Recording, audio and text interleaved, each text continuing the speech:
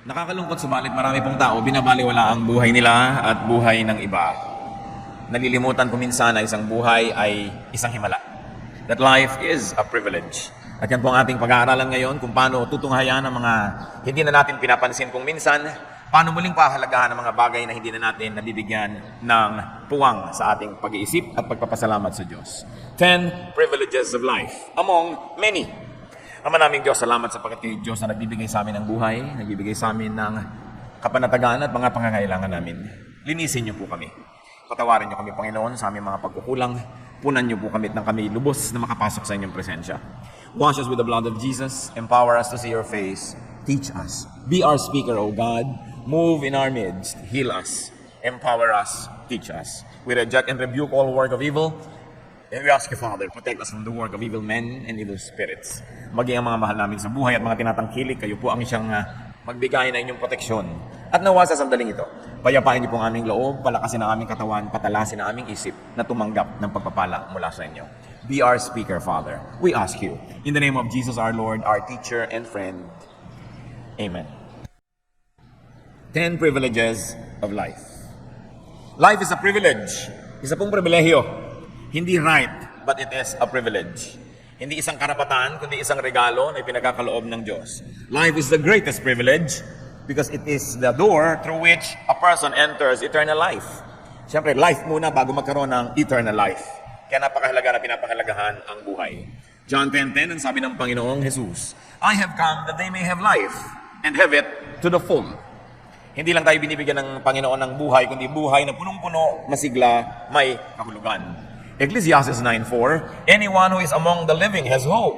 Even a live dog is better off than a dead lion. Napakatalino ni Solomon para sabihin na sino man na meron pang buhay, hindi pa nalalagutan ng hininga, ay may pag-asa. Sapagkat kahit daw aso lang kung buhay, mas mabuti na ito kaysa sa isang leon na patay. The privileges of life.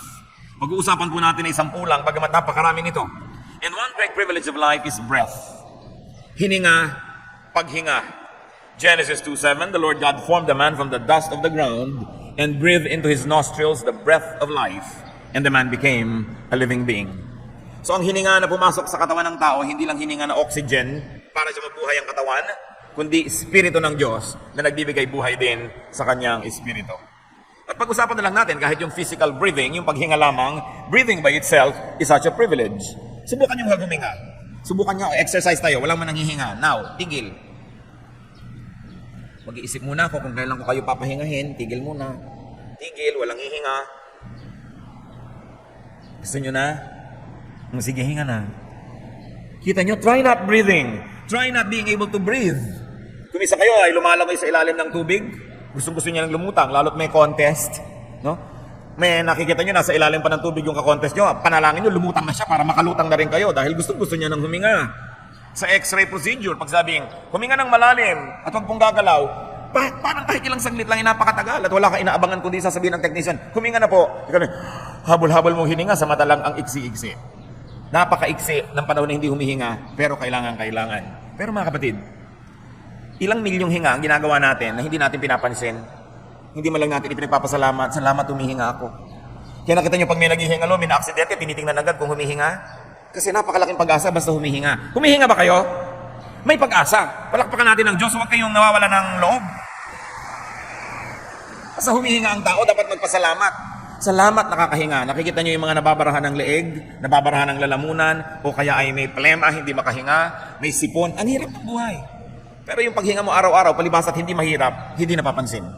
Oxygen comes in, is distributed to body parts by blood circulation, and you know that oxygen brings in and brings around what is needed by the body. Tapos, exhale ka, carbon dioxide, it goes out, and it brings what should go out. Lahat ng hindi na kailangan ng katawan na lason, dala-dala paghinga. Binibigay din ng dugo, dala-dala paglabas, dinadala sa lungs, inilalabas ng carbon dioxide. Parang syudad. Kung isang punta ko ay naglalakbay at nasa mga matataas na building, ay titingnan ko yung mga kalasada, yung mga dumadaan ng mga sasakyan, may hihinto sa isang building, merong kukuha ng basura, may magde-deliver ng mga tubig, may magdadala ng supply sa ospital, may kukuha naman ng mga kalat ng isang lugar. Ganun ang dugo, ganun ang hininga. Nagdadala ng kailangan, naglalabas ng hindi kailangan. At alam nyo, pag isang syudad ay isinara, mawawala ng supply. Pagka ang syudad din, tulad ngayon ng Metro Manila, ay walang pagdala ng basura, ay mabubulok at mamamaho. But every time that you breathe, that miracle is happening. That life is being renewed, and that which is already wasted or poisonous on the body goes out. Breathing and blood circulation distributes and collects. Kaya napakahalaga yung humihinga ang tao. 1 Kings 17:17, sometime later, the son of the woman became ill. He grew worse and worse and finally stopped breathing. Isang pakahulugan na siya ay binawian na ng buhay. At habang humihinga ang tao, siya ay buhay, dapat din may buhay. Breath is privilege. And if you breathe, you are privileged. Be thankful whenever you breathe. And enjoy breathing. Libre yan. Isa yan sa mga pinakakailangan ng tao, pero libre. Hindi nagtataas ang presyo ng hinga. Bagamat kung minsan ay kailangan mo ng oxygen, baka yun pa. Pero gano'ng karaming tao nangangailangan yan at gano'ng kadalas. Pero libre ang hinga. Huwag kayo nagre-reklamo sa buhay, ang dami-daming libreng mahalaga. Another privilege of life that we take for granted is sight, vision. Yung nakakakita ka. It is an all-important privilege to see. To see, to behold, to enjoy even distant objects. Nakita niyo po ang himala ng mata at himala ng pagkakakita ng mata? Kahit ang layo ng ulap, nakikita niyo. Kahit ang layo ng buwan, kahit ang layo ng mga bituin, ang layo ng nararating ng mata. Tapos lalagyan pa tayo ng binoculars, mga teleskopyo, lalong lumalayo ang naabot ng mata. At subukan niyong kumikit kung hindi lalong malayo ang naabot ng inyong paningin. Akala niyo ba ang bulag ay bulag? Kung minsan kinakailangan tayong pumikit para makakita ng higit lalong malinaw at higit lalong malayo. Pagka pumikit kayo, nakikinig kayo ng dula, ang ganda-ganda ng boses ng lalaking, iniibig kita, Laura. Iniisip mo, ang gwapo-gwapo, pag nakita mo sa personal, nge. Yung ang gagandang mga babaeng mga boses kasi hindi mo nakikita, therefore napipili mo kung anong gusto mong makita. Kaya yung pati kawalan ng visual sight is also freedom. Because now, your imagination is your limit. Kaya mas makapangyarihan ang radyo kaysa TV. Pag sinabi sa radyo na sa dula na, nakikita mo ba ang bundok-bundok ng mga ice cream na yan? Di ba ang ganda-ganda imagine, pero pag pinakita sa TV, sa karton lang, halatang-halata, karton. Kasi nalilimit ka ng mata. Pero pag bumikit ka, ang layo na yun nakikita. And you know the privilege of sight? Nakikita natin kahit yung hindi nakikita ng naked eye through the microscope. Yung nasa kaloob-looban ngayon ng inyong atay, nasisilip. Napapasok ng camera ang loob ng inyong puso para malaman kung anong bara doon. At ang laser, nakikita niya yung nasa loob ng inyong tiyan. Through even ultrasound, malalaman mo na babae ba o lalaki yung ipinagdadalang tao. Napakalayo ng naabot ng mata ng tao. At yung nakakakita tayo, dapat tayong pasalamat. Dapat magpasalamat. At napakarami, higit lalong malaking porsyento ng mga tao nakakakita yung mata nila. Tapos magre-reklamo pa, sabihin pa, ang pangit naman ng view. Nakakawalang gana ang buhay ko. Paglabas ko, tingin ko sa bintana, pusali ang nakikita ko. Pasalamat kayo, nakakakita kayo ng pusali. Dahil nakakakita kayo. No? Pagising mo sa umaga, makikita mo yung asawa mo, pasalamat ka. No? Kahit kung minsan hindi ka nais-nais ang nakita mo, mabuti ka, nakakakita ka pa. At may asawa ka. Matthew 13:15, but blessed are your eyes, because they see. Siyempre, spiritual ang ibig sabihin dito. Pero may intindihan mo ba yung spiritual value kung hindi mo na ma-appreciate yung physical value of seeing? Try not seeing. Ewan ko sa inyo kung mayroong susunod sa aking panukala. Subukan nyo, mula pagkatapos ng ating service ngayon, pumikit kayo hanggang makalabas kayo dyan. Pumikit kayo hanggang makarating kayo sa bahay. Kung makarating kayo. At nang malaman natin, salamat. Kung nakakakita ako, dapat ako magpasalamat sa Diyos. Sinong papalakpak sa Diyos dahil nakakakita siya? Salamat! Kahit hindi nyo laging gusto ang nakikita ninyo, yun lang nakakakita, ipinagpapasalamat yan. Luke 6:39, He also told them this parable. Can a blind man lead a blind man?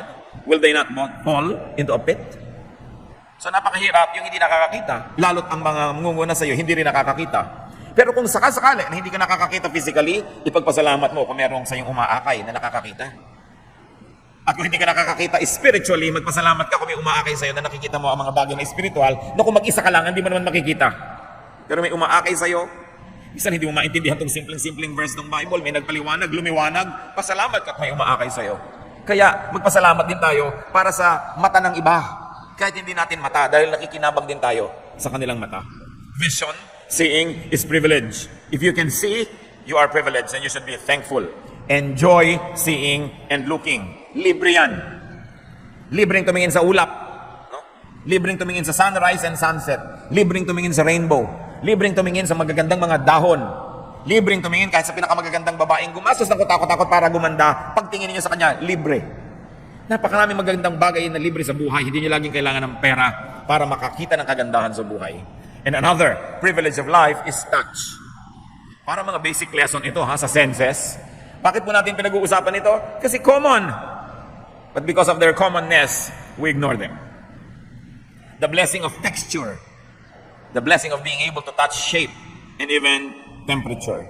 Because to touch is to connect. To touch is to feel and to be felt. Luke 6:19, and the people all tried to touch him, meaning the Lord Jesus, because power was coming from him and healing them all.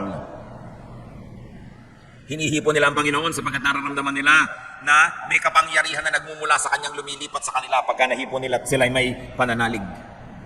The ability to touch and being touched is a great privilege. Paminsan-minsan nagagalit ka because there are people na who are touching you that you don't want to touch you, where you don't want to be touched probably. But that is rare. Most of the time, we should be thankful that we are being touched. Kasi pagka nagtatouch ang mga tao, there is energy that transfers. At kung nagmamahal sa'yo, yung humihipo sa'yo, may sakit ka, hinahaplos-haplos ka, daig niyan ang malalaki at mabibisang mga chemical na gamot kung ikaw ay hinihipo ng isang tao nagmamahal sa'yo. Sapagkat mayroong kapangyarihan ng pag-ibig. At ang pag-ibig na yun ay ililipat pagka hinihipo ka na nagmamahal sa'yo. Try not touching. Nakita niyo yung dramatic na mga pelikula na bibitayin ng isang ina o ama, tapos magdadatingan ng mga pamilya, tapos may salamin, hindi sila makapaghawakan ng kamay man lang. Kahit lang yung mga image lang sa salamin nila, they try to pretend to be touching because you want to reach out. Try not being able to touch. Or maybe you would like to say, try not being able to text. Kasi texting is touching. Kahit ang layo-layo, di ba? Yung kumain ka na ba? Natatouch ka naman. Kung gusto mo yung nagtatanong. Kung ayaw mo naman sa nagtatanong, naiinis ka dahil na-touch ka ng ayaw mo mag-touch sa'yo. Na-touch ka sa lugar na ayaw mong ma-touch ka. Try not being texted at all. Kapag mga 2 oras nang hindi nagbibip yung text, yung yung cellphone, tinitingnan. Tumutunog na nga kung may caller o may text, kahit hindi pa tumutunog, tinitingnan pa. That's how much we like to be touched. No? Kaya napakahalaga yung touch. Kaya ang i-describe yung mga useless religious idols sa Psalm 115 verse 7, they have hands but cannot feel. Yun daw ang kawalang kabuluhan ng mga Diyos-Diyosan. Whenever you can touch, be thankful. And whenever people try to touch you, you should be thankful that at least people like to touch you, though you may not like to be touched. Another source of power, another great source of happiness na libre sa tao. Lalo't meron kayong mahal sa buhay, hinahawak-hawakan yung kamay ninyo.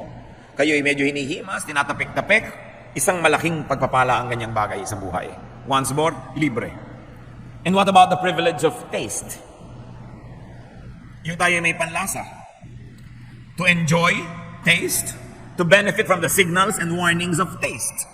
Subukan yung may kakainin kayo, biglang, ay, panis, nalasahan yung panis. Di ba't di nyo lululunin? Kasi nalasahan nyo. Pero kung hindi nyo nalalasahan yun, makakakain na kayo ng lason, nalulun nyo na bago nyo nalaman.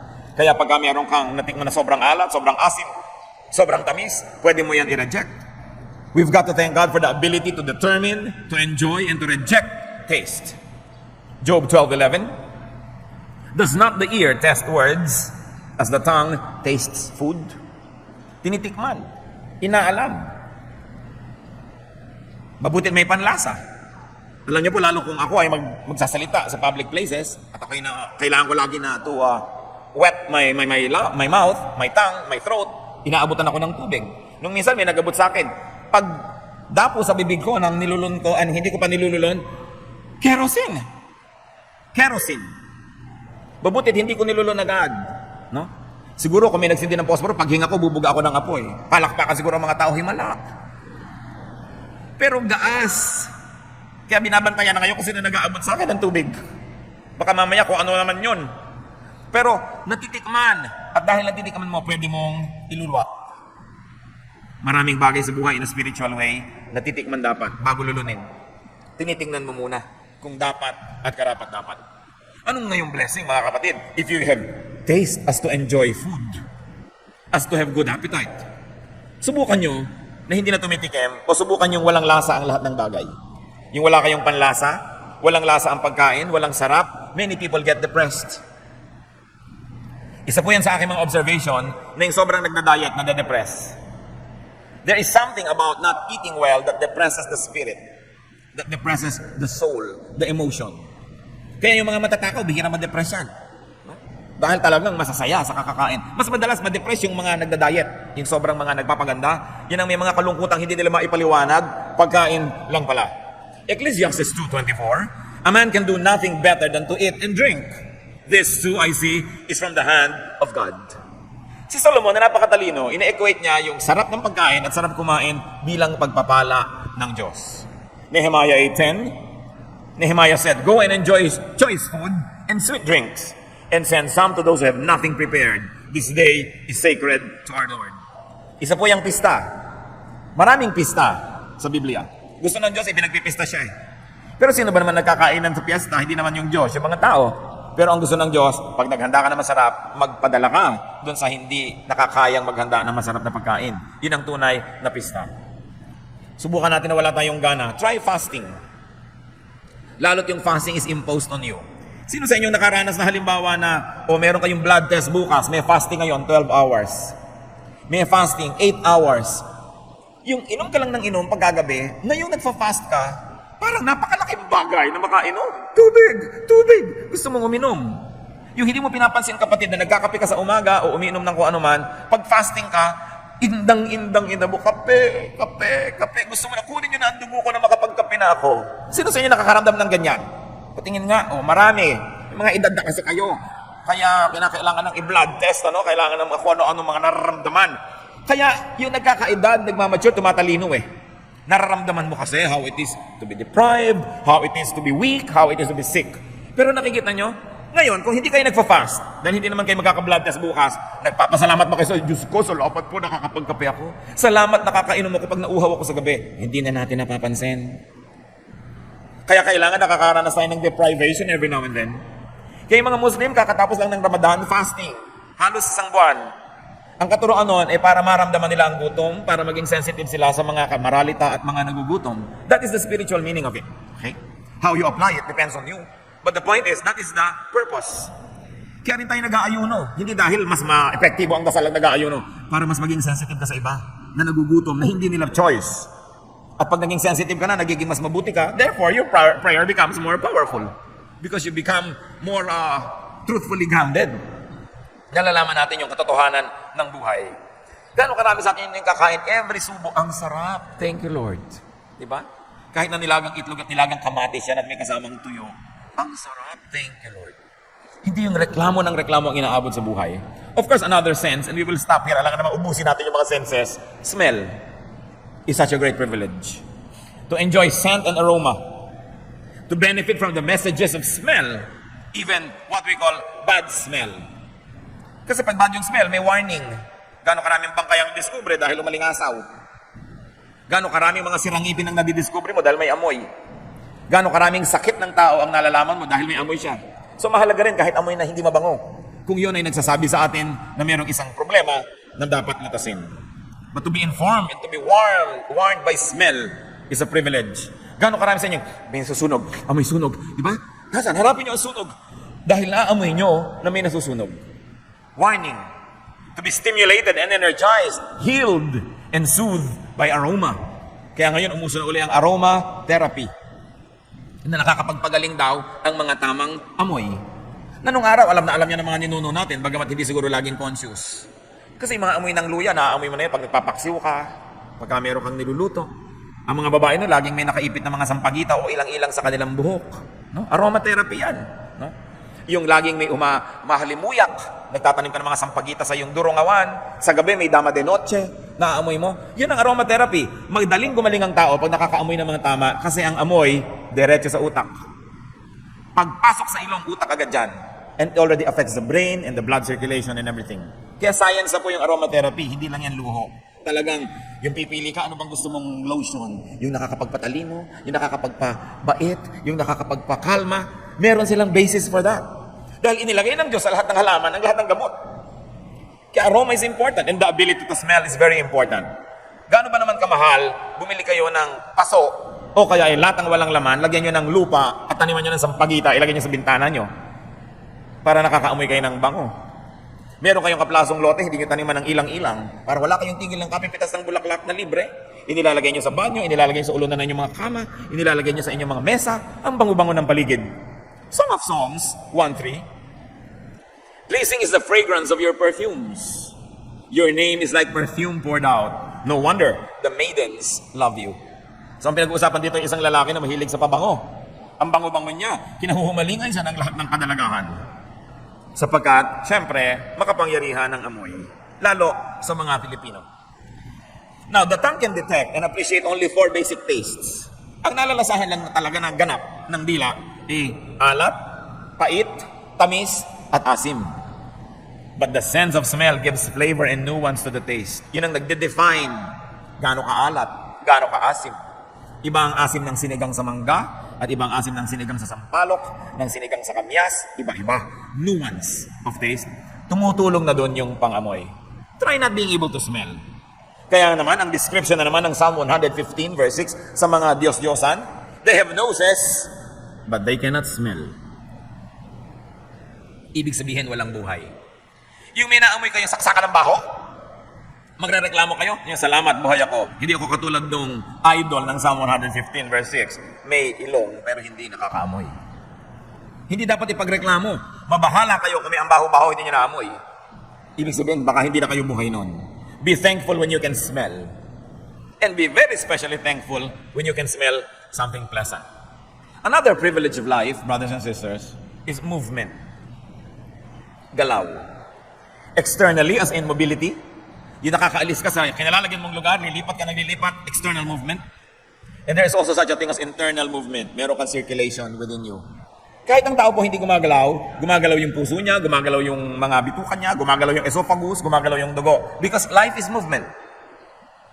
Even the heavenly bodies are moving forever. Non-stop movement in choreographed arabesques. Ang ginagawa ng mga tala, mga bituin, mga asteroids. Kumikilos ang lahat. Kaya naman, hindi katakataka na ang worship ay may movement. Because life is movement, movement is life. That is why worship entails movement. So worship po, common movements like lifting of hands. That's a movement. Psalm 63:4, I will praise you as long as I live, and in your name I will lift up my hands. The lifting of hands is an act of worship. Meron pang waving yung kakaway-kaway sa Bible sa Exodus 29, 23 to 24. Put all of this, meaning the loaf, cake made with oil, and the wafer, in the hands of Aaron and his sons, and wave them before the Lord as a wave offering. So yung offering, gusto pa ni Lord na nakikitang iwinawagaw-wagayway. At bakit tayo may mga banners? This is a dramatization of movement. Mas lumalaki. Kasi kung yung kamay mo, ginanon mo lang, gumalaw. Pero kung may hawak ang banner, ang laki-laki, kitang-kita talaga yung movement. It is to dramatize. No? To exaggerate a movement so that it may be even more appreciated. In worship, there are various postures. May nagaganito na kamay, may nagtataas na kamay, may lumuluhod, may yumuyuko. All of that, as acts of worship, are sacred movements. That's why the ultimate movement of worship is dance. Psalm 149 verse 3, let them praise His name with dancing and make music to Him with tambourine and harp. So, dance is to movement as music is to sound.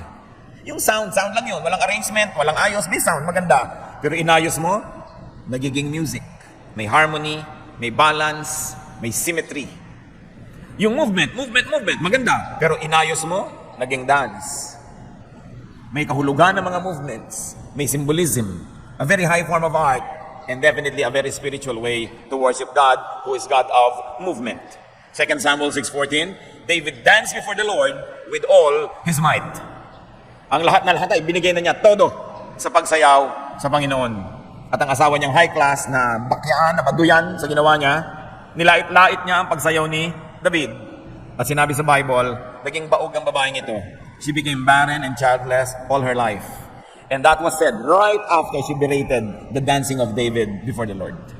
So huwag kayong nanglalait ng mga worshipful movement ng kapwa. No? Huwag nating mamaliitin o pagtatawanan. Kung gano'n na expression niya ng pag-worship, hayaan siya. Kung ayaw niyo, di huwag niyong gawin. Pero huwag niyong pigilin ng iba kung gano'n ang kanilang nadarama. It's a very high form of movement. And an even higher form of movement is imagination. The movement of thought. Mental creativity is movement. Hindi lang po yung body ang gumagalaw. Mas malayo ang gagalaw at napupuntahan ng isang malikot na diwa. Isang isip na aktibo. 1 Chronicles 28:12, He gave him the plans of all that the Spirit had put in his mind for the courts of the temple of the Lord. So gagawa ng templo, kailangan ng architectural plans. Sino ang nagbigay? Ang Spirit ng Panginoon has put in his mind the plans that God wanted for the courts. So look at the Spirit as an active agent in creativity. Why do we include the mind in movement? Because the mind can move and go to places. Gusto nyong makarating sa tawi-tawi ngayon din, pumikit lang kayo at imagine ninyo. At nando na kayo. The mind can transcend time and place and other limitations. Meron akong gustong-gustong artwork na binili ko nung nakita ko sa isang exhibit. Isang babaeng bata na nasa slum area. Nasa bubong siya ng kanilang barong-barong. At yung gawa ng artist from the top na ipinapakita yung bata at yung mga bubong ng mga barong-barong na miserable. At nakaasta ang bata nito na para siyang lilipad. In other words, sa kanyang isip, sa kanyang diwa, lalampasan niya ang kahirapan na nagpipiit sa kanyang katawan. Napakaganda ng symbolism. Because the mind can dream. The mind can even daydream. Therefore, the mind can escape. Kahit ka pa nakakulong, nakakadena, nakagapos, kung iniisip mo na humihitit-hitit ka sa sto ng buko sa isang napakagandang dalampasigan, magaganap yon sa iyong kalooban. You can make your own reality inside your heart. 2 Corinthians 12:2-4, isa sa mga mahiwagang mga kwento sa New Testament. I know a man in Christ who, 14 years ago, was caught up to the third heaven. Whether it was in the body or out of the body, I do not know. God knows.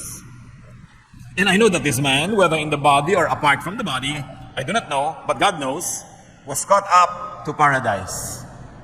He heard inexpressible things, things that man is not permitted to tell. Hindi ipinaliwanag ng sumulat ng Korinto kung anong kahulugan ito, pero meron daw siyang kilalang tao na nakarating sa paraiso ang kanyang diwa, ang kanyang espiritu. At di daw matiyak kung pati katawan ay kasali o isip lamang. Hindi yun ang point natin na siyasatin ito. Ang point natin, nalalampasan ng isip ang katawan. Nalalampasan ng espiritu ang katawan. The alert mind cannot be imprisoned. The alert mind cannot be limited. Libreng mangarap. At kung makakatulong sa inyo upang puksain at patayin ang pait, ang hapdi ng katotohanan, libreng mag-ilusyon. Walang nanliligaw sa inyo, pero yung pipikit ang inyong mata, iniisip niyang pinagkakaguluhan kayo ng lahat ng lalaki sa balat ng lupa. Di ba sasaya kayo? Dahil nagkaroon kayo ng realidad sa inyong kalooban. Yun ang sinasabi natin na kung hindi masyadong maganda yung nakikita mo, pumikit ka. Gumawa ka ng iyong realidad. Kaya yung pagkabaliw po, mga kapatid, bagamat sa ating ordinaryong pananaw ay hindi ka ibig-ibig, kumisan ito'y napakagandang mangyari sa isang taong hindi na niya kayang dalhin ang totoo. Hindi na kaya, kumbaga sa bombilya siya ay mapupundi na. Sobrang taas ng voltahe. Hindi kaya ng wattage niya, mababaliw siya. Kaya kahit nakakalungkot, tawa siya ng tawa. Ano yung iibigin? Ang lungkot-lungkot niya dahil siya ay matalino? O naloka siya, tawa siya ng tawa? Para sa kanyang sariling kapakanan, alin talaga doon ang higit na mainam? Bagamat sa tingin natin na outsider, dapat matalino siya at hindi siya dapat magkaganon. Pero may paraan ng Diyos ay pinaprotect niya ang mga tao sa hindi makaya dapat dalhin. Kaya nagkakaroon ng mga amnesia. Nagkakaroon ng mga temporary madness ang mga tao pag hindi makaya ang dala. Isa pong napakalaking pribilehiyo na maaari ring takasan kahit man lang panandalian ang isang mahapdi, makirot at masakit na katotohanan, and you retreat into your innermost sanctum, your mind, your soul, where you can make your reality. Hindi maganda na araw-araw mabuhay ka sa ilusyon, but daydreaming helps a lot of people cope with reality. Hindi lang dapat na yun na lang laging gawin mo sa buhay. Wala ka nang gawin ng practical na bagay para matupad ang gusto mong matupad sa buhay. Pero isa yan sa mga pribilehyo ng buhay. Kahit ikaw ang pinakamahirap na tao sa balat ng lupa, sumandal ka lang sa isang pader at umupo ka sa isang balde. Pumikit ka at imaginein mo na ang yaman-yaman mo, ang ganda-ganda mo, nangyayari yon. You know how reality can happen if we allow it to happen inside our minds? Subukan nyo to. May mahal kayo sa buhay, malayo siya. Imagine niyo na siya nakikipag-ulayaw sa isang taong selos na selos kayo. Di ba kahit nangyayari no, hindi, Bumibilis ang pintig na inyong puso, nagiinit ang punong taingan nyo, no? Nawawalan kayo ng ganang kumain, at nag-aalala kayo, pero ini-imagine nyo pa lang yun. Pag nakita ninyo halimbawa sa cellphone nyo na may text, na kung ano man yun, inimagine mo na agad ang buong kwento kung sino to, ba't sila nagka-text ng ganito, galit na galit ka na. Yun pala, mis-sent lang, hindi kanya. Hindi totoo, pero nangyari na sa iyong puso. Kaya pwede nyo papangyarihin sa loob ng inyong puso ang mga bagay na nakakatuwa, at pwede rin yung mga bagay na nakakainis. It's all up to you. Kung ano ang inyong i-imaginein sa buhay. The mind can even be the agent of spiritual transformation. Kaya napakalaking pribilehiyo na pwede mag-isip. Kahit ng mga diktador, kahit ng mga mapaniil ng mga rehime, hindi na ipipiit ang isip ng tao. Na ipipiit lang ang katawan, na ikakadya na lang ang paa, ang kamay. Pero hindi ang isip. Ang isip ay laging malaya. Kaya meron man kayong mga pagkakabilanggo sa buhay, malaya pa rin kayo mag-isip, magpasalamat kayo. Pwede niyong takasan yung realidad na yun kahit paminsan-minsan lang sa pamamagitan ng pag-iisip. Ang pagbabago ng tao, nagaganap kung babaguhin niya ang paraan ng kanyang pag-iisip. Romans 12:2, do not conform any longer to the pattern of this world, but be transformed by the renewing of your mind. Pag binago ng tao ang paraan ng kanyang pag-iisip, magbabago ang kanyang buong buhay. Pero anuman ang pagtatangka ng mga nasa paligid na tulungan siya magbago, kung sa kanyang isip ay di pa siya nagpasyang magbago, walang mangyayari. Kaya kung minsan may lalapit sa akin, Pastor, counselin niyo naman po yung anak ko para magbago. Gusto po ba niya? Ayaw po. Huwag niyo na ipa-counsel sa akin, walang mangyayari. Ang ka-counselin lang natin yung gusto, pero hindi malaman kung paano siya magbabago o kailangan niya ng tulong para magbago. Pero hindi ko siya kailangan kumbinsihin magbago siya. Hindi na kukumbinsi ang tao, kailangan magmula sa kanyang kalooban. Kaya mga naninigarilyo, kahit anong ibigay mo dyan ng mga tulong, kung sa kanyang kalooban, hindi siya nagpasyang tumigil, hindi rin yan mangyayari. Pero kung siya mismo nagpasya, walang makakapigil na tumigil siya. Yan ang ibinigay sa atin ng Diyos, mga kapatid, na tayo ang nakapangyayari sa ating kalooban. Tulad ng pinitas ni Eva ang prutas, kinain niya, kumagat din si Adan, kinain din, kalooban nila eh. Kaya ang pinakamalaking challenge sa atin, yung ilagay natin sa tama ang ating kalooban. Pag naiinis tayo, anong ginagawa natin? Mas iniinis pa ba natin ang sarili natin o binabaliktad natin para mawala ang inis natin? Nagkagalit ka na, maghahanap ka pa ng lalong ikakagalit. Hindi lalo ka nagkagalit-galit. Anong gusto mo, magalit? O gusto mo bang humupang yung loob? The mind has the freedom to do this. And it's a privilege. Because no person, and God, even God, does not interfere with the way you think. Kaya pa sabihin ng Diyos ko, baguhin niyo po ang pag-iisip ng ganong kapwa. Hindi ginagawa yun ng Diyos, sayang yung panalangin. Kasi ibinigay ng Diyos ang kalooban sa tao. Ang tao ang namimili kung anong kanyang iisipin. Pwede lang ang Diyos at pwede tayong tumulong para yung tao mahimas-masan, makakita ng katwiran. Pero hindi binabago ng Diyos ang utak ng tao. Alam niyo kung bakit? Kasi kung binabago niya, hindi kasalanan niya lahat ang hindi nagbago. Dapat hindi niya binago. Hindi niya binabago ang tao. Ang tao ang magpapasyang magbabago. So it's a privilege that our minds can move. It's a privilege that we should always appreciate. Isa pa pong pribilehiyo ng buhay is humor and laughter. Yung may sense of humor ka, galing na privilege yan. Kung ang napangasawa ninyo ay mahirap pa sa daga, pero may sense of humor, ang totoo mayaman kayo nun. Yung napapatawa kayo, kahit pinag-aagawan niyo ang ulo na sapsap, napapatawa kayo, feel rich because you are. Laughter celebrates happiness. Laughter can balance sadness, and laughter can anesthetize from pain. At ito po ay sinusuportahan na ng maraming mga pag-aaral na scientifico na yung pagtawa, yung sense of humor, nakakapagpagaling ng sakit. Kaya kung may dalawang may sakit, diba, pareho kayong nabarog yung ulo nyo, na parehong may bumaong asarol hanggang kaloob-looban ng utak nyo, dalawa kayo. Yung isa, palatawa, palabiro, at yung isa sobrang seryoso, mas mabilis gagaling yung palatawa. Pinatunayan ito ng maraming mga pagsubok nila sa maraming mga clinical tests. Bagamat sa science, hindi nyo ginagamit yung word na pinatunayan because science is dynamic. Sasabihin nyo lang, well, it is supported by evidence so far na ganun talaga ang nangyayari. But the point is, kung merong dalawang tao, yung isa may humor, mas magsusurvive yung may humor. Kaya sabi nila, laughter is the best medicine. Kaya kung ubod man kayo ng hirap, di kayo nakakabili ng mahal-mahal na gamot, pinakamura pa rin ang gamot sa Pilipinas dahil tayo sobrang masasayahin mga tao. Kahit ano na lang, ikinatutuwa, tawanan, may nagkuku, may mga lobo, may mga nagtitinda, may stage show. Ang saya-saya ng bayan na ito. So, mura ang gamot dito. Yung gamot na likas sa tao. Pero mabuti rin kung mapamura siyempre yung mga chemical na gamot na binibili natin. Psalm 126 verse 2, our mouths were filled with laughter, our tongues with songs of joy. Then it was said among the nations, the Lord has done great things for them. So nakakakanta daw ang mga Israelites, nakakaawit at sinasabi ng ibang bayan, aba, pinagpapala sila ng Diyos. Ito siguro isa sa mga ibig sabihin ng mga gumagawa ng mga awit na ang Pilipinas ay pinagpala ng Diyos. Kasi kung tingnan mo naman, sabi, nasaan? No? Ang dami-daming gulo, ang dami-daming kahirapan. Pero yung ating capacity to be happy, our humor, pagpapalaya ng Diyos. Ecclesiastes 3:4 says, there's a time to laugh and a time to dance. And compared with many cultures around the world, mas marami dito sa Pilipinas time to laugh and to dance. Hindi na naubos ang festival dito. May festival ng lechon, may festival ng langka, may festival ng butong pakwan, may festival ng mga maskara, may festival ng mga bakya at salakot. Basta kahit ano na lang na rason, magka-excuse lang mag-festival ng mga Pilipino. Hindi na ubusan ng party. Masaya ang buhay. Imagine a humorless life. And imagine a humorless personality. Job 9:27, I will forget my complaint. I will change my expression and smile. It's a decision. You may not do that. But will you solve your problem if you frowned? Sa palagay niyo po ba, lalapit sa inyong biyaya kung nakasimangot kayo? Nahihirapan kayo nasasaktan, tapos tiklop-tiklop ang mukha nyo? May matutuwa ba? Wala rin.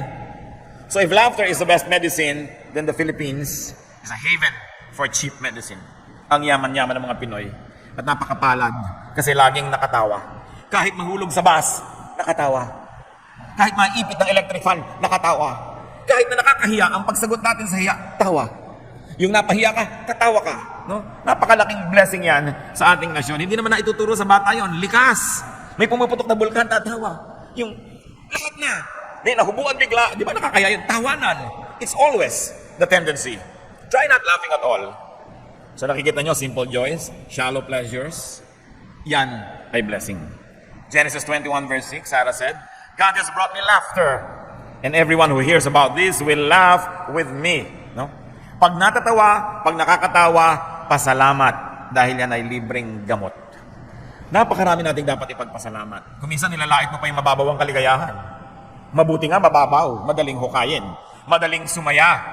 Sapagkat ang happiness naman isa sa mga goals of life. Kung masaya na siya, kahit hindi siya nakapasa sa board, bakit mo siya aagawan ng kanyang kaligayahan? Saan natutuwa siya? Huh? Another privilege of life is love. Loving, being loved. Siguro pag nagpataas akong kamay, baka naman konting-konti, and I hope wala, na magsasabi man lang ditong wala man lang nagmamahal sa kanya. At kung talagang walang nagmamahal sa inyo, siguro wala kayong aso. Dahil kung talagang wala nang magmamahal sa inyo, mag-alaga kayo ng aso, a dog will give you unconditional love. The dog is the only personality in your house that is always happy when you come home. Always. Hindi kayo sinisimangutan, hindi kayo dinededma, hindi kayo ini-ignore ng aso. Lagi siyang happy pagdating nyo. Subukan yun. Asawa ka, hindi lagi. Di ba? Hindi lagi. Lalo't busy-busy, may ginagawa. Sana mamaya pa siya dumating. No, pag dumating ka, ako naabala ang ginagawa ko. Nag-aayos ako ng cabinet. Ito na naman, hingin na naman ng kape. No? Hindi naman laging masaya. Kahit mga anak, hindi naman laging masaya dumadating ang magulang. Lalo may ginagawa kabulastugan. No? Mamaya pa sana dumating o hamaan pa sana yung bakasyon. Pero ang aso, laging masaya pag dumarating kayo. So kung desperado na kayo, wala na talaga aso. Pero may nagmamahal sa inyo, may aso pa kayo, doble ang kaligayahan nyo sa buhay.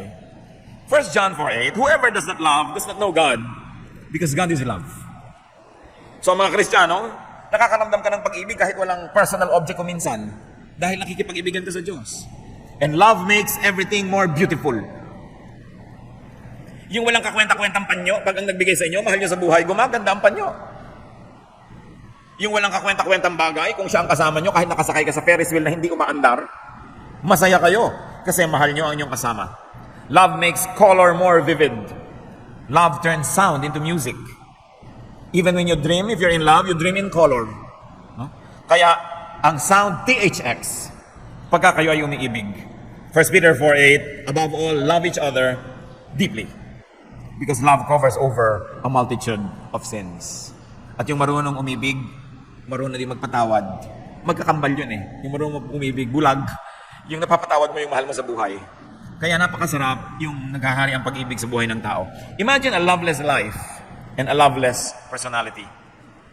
Kahit pa nga ang pag-ibig ko minsan at pagmamahal sa tao ay nagiging dahilan din para ka problema, totoo pa rin yung sinasabing it's better to have loved and lost than never to have loved at all. At ang pinagtatampo ng Diyos sa isang church sa Revelation 2:4, yet I hold this against you. you have forsaken your first love. Yan ang hinanakit ng Diyos sa church na ito. Hindi mo na ako kamahal no, ngayon tulad ng dati. Dati hat na hat ka sa pag-ibig sa akin, ngayon nanlalamig ka. If you can love, if you are loved, be thankful. Enjoy it and love even more. Another privilege of life is rest. Respite. Break. Pahinga. Rest not only draws one away from toil, but also re-energizes for life. Rest gives perspective, clarity, and wisdom. Yung nagpapahinga matapos mapagod, I don't mean yung laging nagpapahinga kahit hindi pagod. Yung nagpapahinga matapos mapagod, mas lumalalim ang pagkatao, mas lumilinaw ang pananaw sa buhay, mas tumatalino. Sapagkat sa pagpapahinga natin napoproseso ang mga bagay-bagay, doon na pagdudugtong-dugtong ang mukhang di magkakadugtong ng mga katotohanan. Sa papamahinga, you receive clarity of vision. Kaya maraming enlightenment nangyayari sa pagpapahinga. Kaya mahalaga po yung pahinga. Hebrews 4:4, and on the seventh day, God rested from all His work. Psalm 116 verse 7, be at rest once more, O my soul, for the Lord has been good to you. At bakit po napakarami mga tao ang naakit na sumunod kay Jesus? Sapagkat ang kanyang iniaalok ay kapahingahan. Matthew 11:28, come to me, all you who are weary and burdened, and I will give you rest.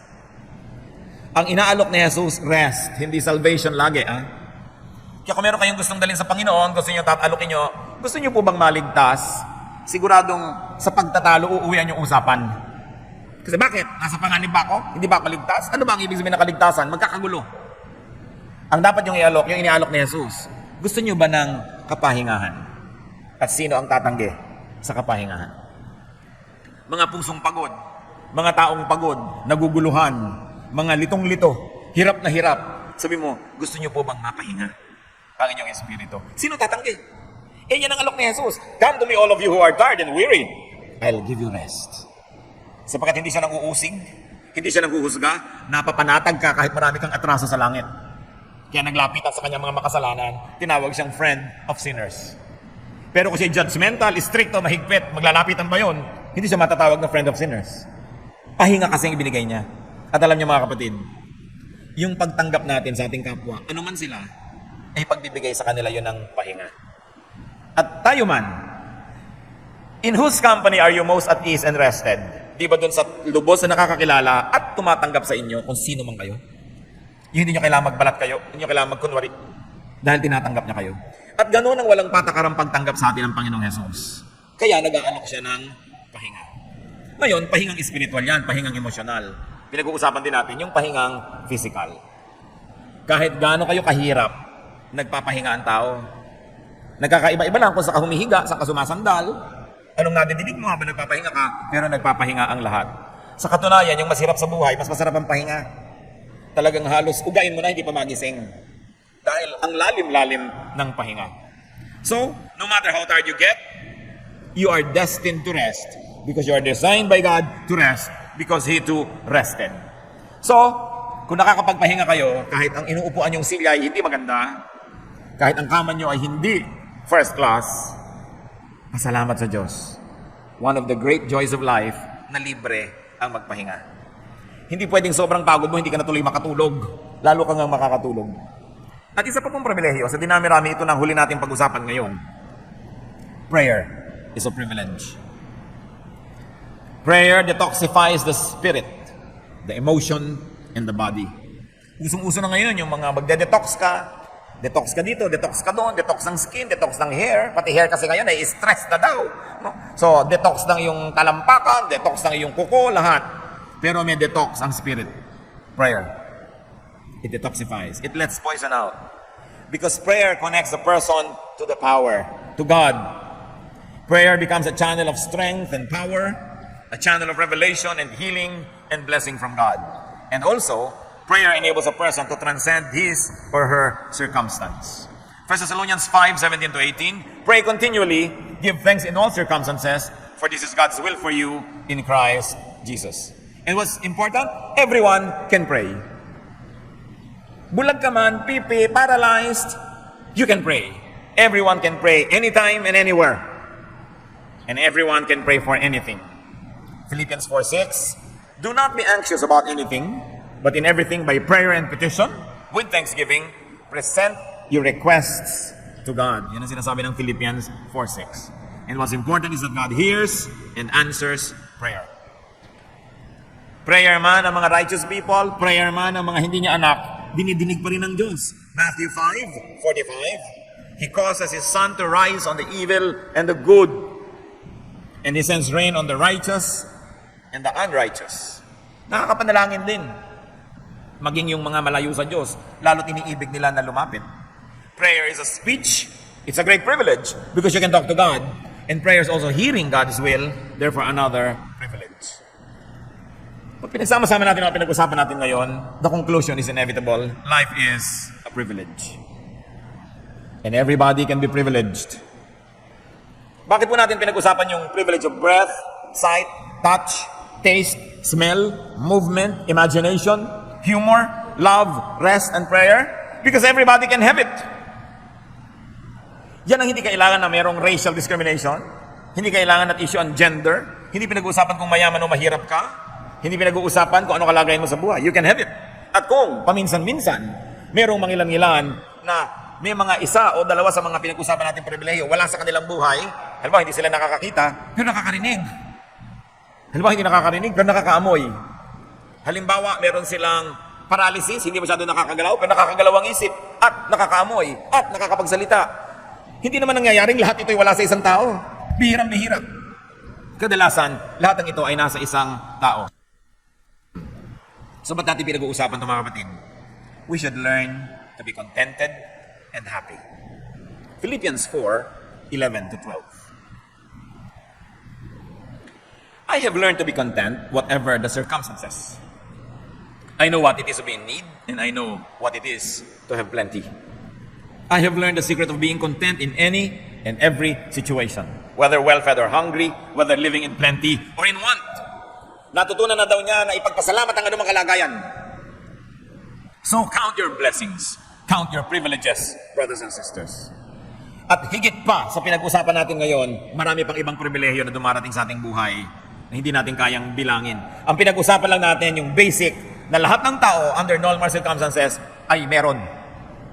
Meron mang isang nawala o dalawa, may natitirang iba, and that is able to compensate for what is not there. 2 Peter 1:3, His divine power has given us everything we need for life and godliness. So kung kayo man kuminsan ay nabibigo, nalulungkot, do not wallow in self-pity. Do not wallow in envy of others. Do not wallow in complaints and sadness. Huwag kayong mahabag sa sarili. Huwag kayong mainggit. Huwag kayong reklamo ng reklamo. At huwag kayong magluksa. Focus on your privileges. Dwell on your privileges and enjoy them. Napakaraming libre sa buhay. Hindi kailangan lagi ng pera. Sasabihin ni ba, kada kilos ngayon kailangan ng pera. Hindi totoo. Pag tumitingin ka na sa buwan, kailangan mo ng pera. Diba? Pag lumalanghap ka ba ng hangin, kailangan mo ng pera. Pagka ba naliligo ka sa ulan, kailangan mo ng pera. Hindi yun totoo. Isang sobrang careless generalization, yung pag-equate sa pera sa happiness. Napakaraming bagay na may pera ka man na hindi mo mabibili sapagkat binigay ng Diyos ng libre. Ecclesiastes 11:8, however many years a man may live, let him enjoy them all. All the years. Therefore, love life. Huwag niyo ireklamo ang buhay, huwag niyo problemahin. Love life. Love your breath, love your sight, love your vision, love your ability to move. Ecclesiastes 9:9, enjoy life with your wife, if you have one, whom you love all the days of this life that God has given you. Live life. Yung buhay, ipinamumuhay yan. Hindi nilalagay sa aparador, sa estante, sa freezer. Kailangan patuloy yan na aktibo. Ecclesiastes 6:6, even if he lives 1,000 years, twice over, but fails to enjoy his prosperity, it is nothing. Kailangan ang buhay ipinapamuhay. Nagluluksa tayo mga kapatid, yes. Pero may hangganan ng pagluluksa. Kaya kahit sa ating mga kaugalian, 1 taon lang yan at most, kaya may laglag luksa. May babang luksa. Hindi ka pwede magluksa forever. Kung meron kayong minamahal sa buhay, na binawian ng buhay, ipagluksa ninyo kung kailangan, but you must go on with life. Hindi pwedeng patayin nyo na rin ang inyong sarili dahil meron kayong mahal na namatay. Sapagkat marami pang nag-iintay na inyong pagmamahal at marami pang magmamahal sa inyo kung muling bubuksan ang puso. Mahawi man ang ulap. Mangyayari ang mga bagay na yan. Yung mga hanggang sa dulo ng walang hanggan. Pag sumakabilang buhay na lang uli kayo, makipag-fellowship sa sumakabilang buhay na. Pero nandito pa kayo, ibig sabihin, gusto ng Diyos, mabuhay pa kayo dito. Hindi ko minamaliit ang lungkot natin kung minsan na meron tayong mga mahal sa buhay na umuuna na. Pero ipagluksa ng may hangganan. Sapagkat ang buhay ay dapat ipamuhay. Life must be lived because it is a gift of God. It must never be spent in mourning forever. Meron tayong Diyos at dapat nating maalala yon. Pwede tayong mabuhay kahit may kulang. Tulad ng binanggit natin, hindi naman lahat kasi nakakakita, meron hindi sighted, bulag. Pero tuloy ang buhay. May mga pulubi nga, pag binigyan mo pa ng pera, tinitignan pa kung malaki o maliit. Nalalaman pa. Ano? At ang tatalas ng tainga, yung hindi nakikita ng mata nila, nakukompensate ng pandinig. Ang tatalas sa mga pakiramdam. Iyabag mo lang, kilala niya kung sino dumarating. May compensation yan. Hindi ka man nakakarinig, meron ka namang mata. Hindi ka man nakakapagsalita, ikaw ay pipe, nakakapagsulat ka naman, nakakakilos ka, you can communicate. Bagamat hindi naman siguro natin gusto maging ganun. Pero kung ganun ang nangyari, alam nga naman buong buhay ka na lang magreklamo, magmukmukat tanggalan mo ng kaligayahan ng iyong buhay. Kailangan ka mag-adjust. Because life must be lived. Learn from the starfish. Alam niya na pag-aaralan natin sa grade 4 biography kung hindi kayo absent noon. At saka sa second year high school, biology na naman. Ano yon? Yung starfish, di ba 5 ang kamay niyan? Para siyang parol. Subukan mong hawakan yung isa, o kaya kulungin mo siya, o kinagat ng kung sino yung isa, ang gagawin niya, tatanggalin niya yung kamay na yon at lalangin na siya palayo, 4 na lang ang kanyang kamay, kesa naman malulon siya ng buo. Mamaya may tutubo na naman siya isang kamay. At kung wala man tumubo, di ba masarap mabuhay na 4 ang kamay kesa nalulong ka buo? So kung tayo may nagiging starfish, live and learn from the starfish. Kahit kulang, pwedeng mabuhay ang tao. Bihira naman tao yung kompleto Halos lahat may kulang. Nagmumukha lang silang kompleto kasi tinitingnan natin sa kanila yung wala tayo. Nagmumukha tayong kulang kasi yung wala sa atin ang lagi na lang nating iginuungot-ungot. Hindi natin tinitingnan kung ano yung mayroon tayo. The starfish lets one arm go in order to avoid a permanent entrapment. We can also do that. Do not be entrapped. Do not be imprisoned. Do not be held a prisoner because you want to keep all of your arms. Sometimes you have to let go so you can be free. Swim away from harm and from sorrow and get on with life.